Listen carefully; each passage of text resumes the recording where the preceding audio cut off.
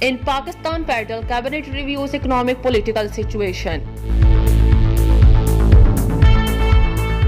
The United Nations General Assembly has adopted a resolution calling on Russia to end its occupation of Crimea and to withdraw from Ukraine.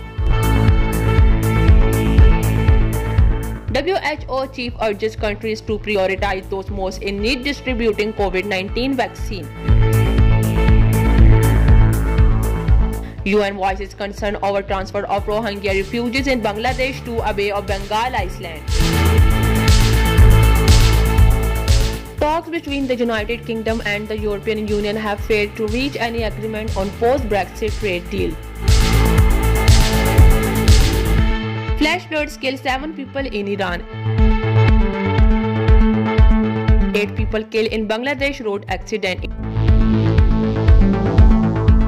Indian farmers launch nationwide general strike against farm laws.